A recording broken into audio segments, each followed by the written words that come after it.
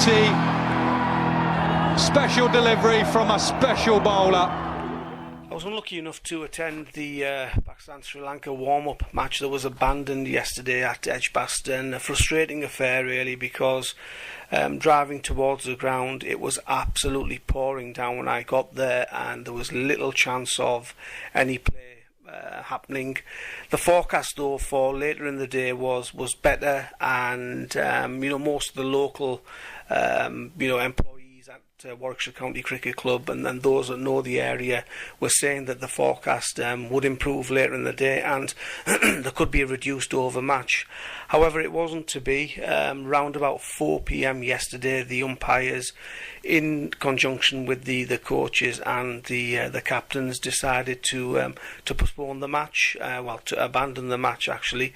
And it was disappointing. I think it was disappointing not only for the media that was there, but also the small but vociferous crowd that had assembled in Birmingham, all hoping for even a 20-over game.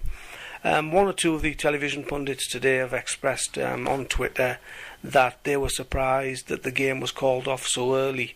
I tend to agree with them really, because 6:45 was the cut-off time. 6:45 p.m. local time was the cut-off time for the match to be abandoned, and quite surprisingly the game was called off around about 4 p.m. so just under 3 hours before the cut-off time.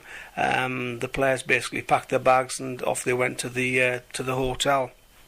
Now, I fully sympathise with regards to injury ahead of a major tournament. However, it was one of those days where, as I say, it rained continually for a while. It had been raining the day before, so conditions were very, very damp. However, mid-afternoon and beyond, the rain had stopped and the pitch was drying out. The wicket itself looked in good condition when they took the covers off. The television pundits that were out there assessing the wicket felt that it was playable.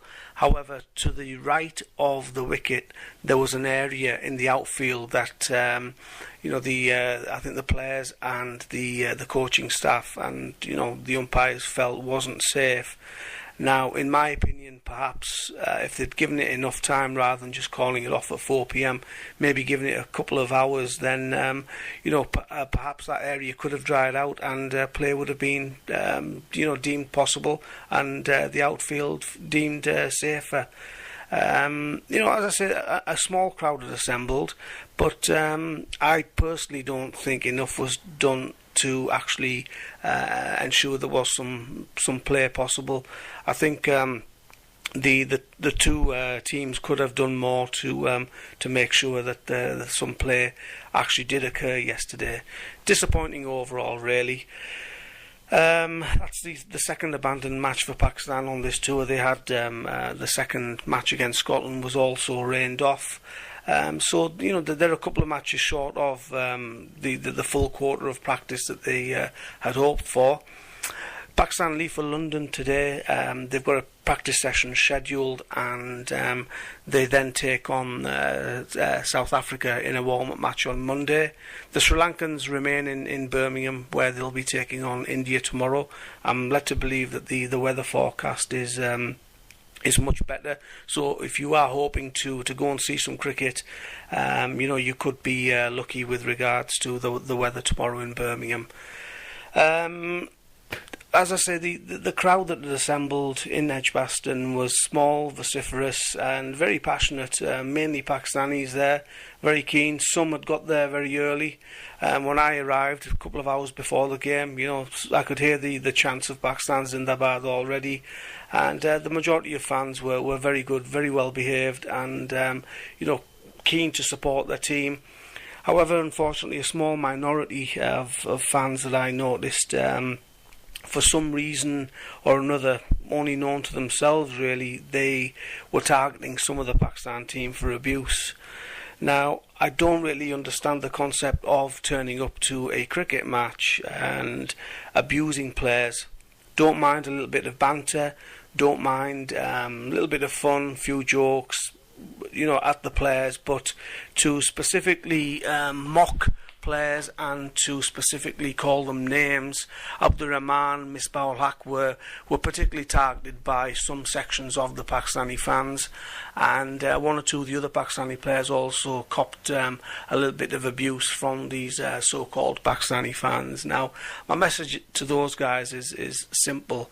You know, if you want to come to the ground, support your team.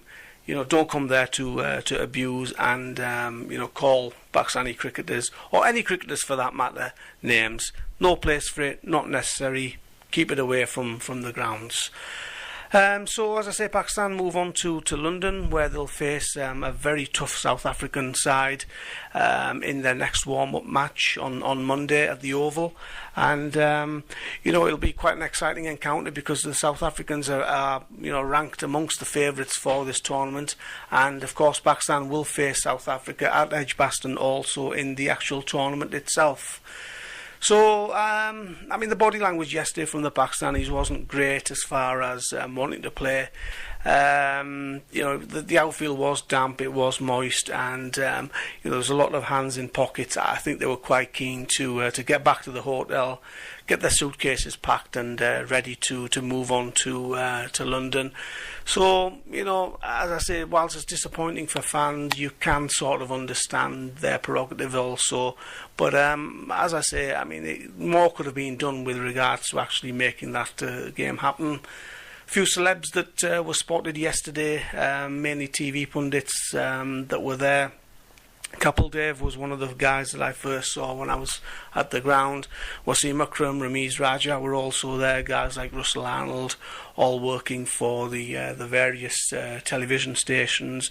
I think they were all keen to see some cricket happening and the Champions Trophy kick off. But unfortunately, it was one of those occasions where the weather won and cricket lost. But I'm sure, looking ahead, there's lots of good cricket expected in this tournament. 8 powerful teams, and as I spoke with many fans and also some of the television pundits yesterday, they all were finding it very difficult to pick out a standout team. They were all saying that it's a very wide open and a tournament that any one of the 8 teams could eventually win. So here's hoping to a fantastic tournament, the Champions Trophy, the last one ever. And, here's hoping to Pakistan win.